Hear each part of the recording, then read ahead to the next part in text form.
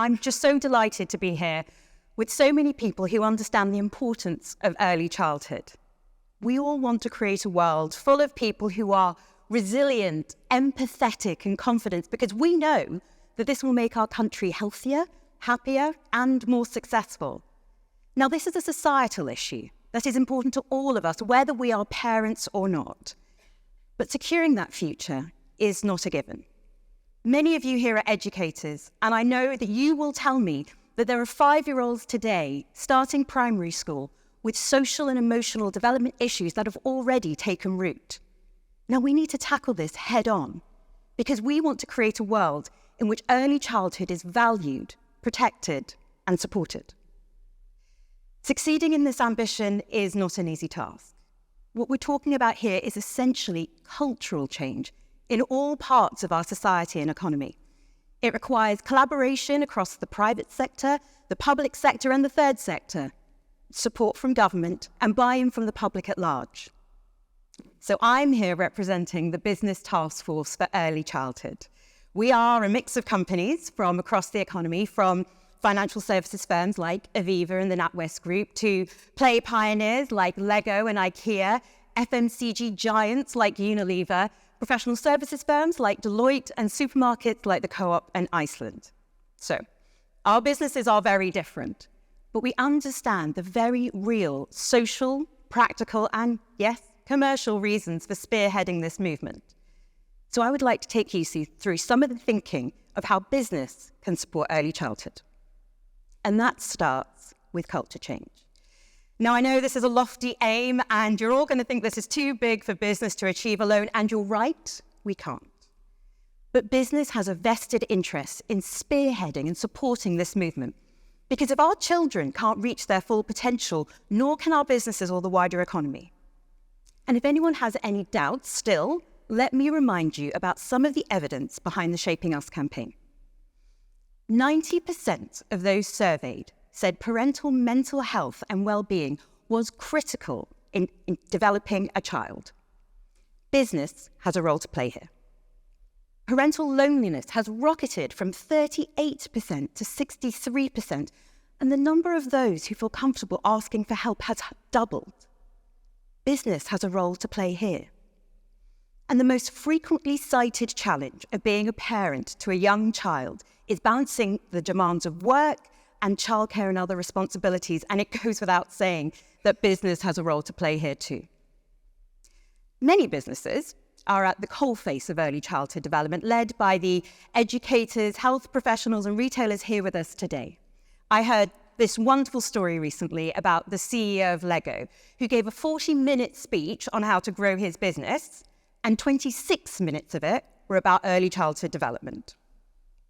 But it goes beyond this to businesses who aren't necessarily front of mind when you think about childhood development, because we all shape the world we live in through our products, our services, our spaces, or just how we treat each other.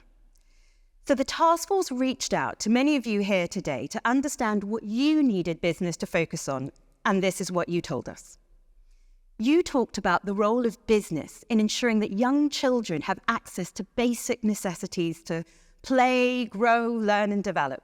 And the retailers like the Co-op and Iceland had great ideas on how to support the most disadvantaged families in this country.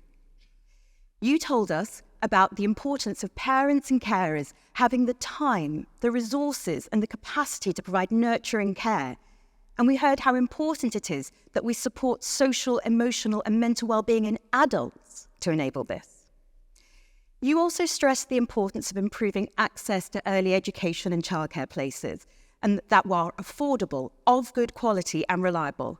And we looked into great examples from other countries where the rights of young children to access education and care are sometimes enshrined in law from birth.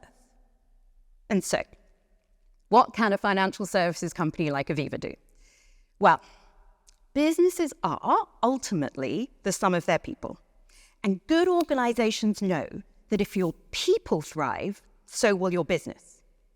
Now, Aviva employs about 22,000 people worldwide. Many of those are parents or carers to young children.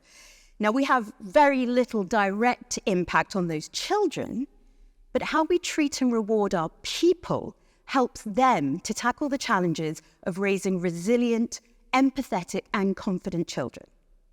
So I am the mum of a 3 and a 6-year-old. My youngest is, in the words of her teachers, a character. She has graduated from the no phase to the I can't phase.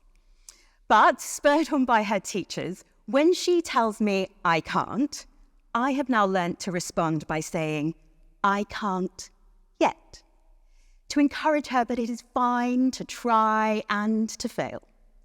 This highlights just one of the many challenges parents face in helping their young children to develop confidence and resilience. Now, you all know that this is tiring and time-consuming and requires a level of patience that I am just discovering. But how can employers help with this? Well, Aviva helps me by recognising that being a parent isn't something I need to hide from my colleagues. And this started with advice from my boss, Amanda Blanc, when I was pregnant with my first child, before I even worked for Aviva. She told me to never hide the pressures of becoming a new mum, to share the highs and the lows honestly as just part of my life. And these weren't warm words to a new mum. This is how Aviva is set up to see parents and their children succeed. Now, most businesses understand the importance of giving good parental leave for all kinds of carers, female and male. But some firms are now believing that you need to go further than this and look at a culture change. So at Aviva, from the moment that our people return from parental leave, we show them we're there for them with dedicated support. And this continues as their children grow older and start school, with days off for when they start a new school, and with a week's worth of emergency leave to look after any dependent, not just a child. And many firms do similar. You know, they say it takes a village to raise a child. Well, business is now believing that they're part of this village. There are very clear financial reasons for supporting parents and carers in the workforce. At the most basic level, it leads to better business outcomes, as I've already said. So in the new year, the task force will be calling on more businesses across the UK to act on early childhood and social and emotional development. But there is a longer play here too. The science tells us that pregnancy to 5 is when we make a down payment on our future economy.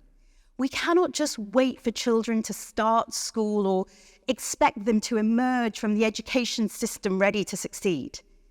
There is an earlier window, and the science is pointing us to the fact that if we want to create a future for our economy and society, we have to focus on this.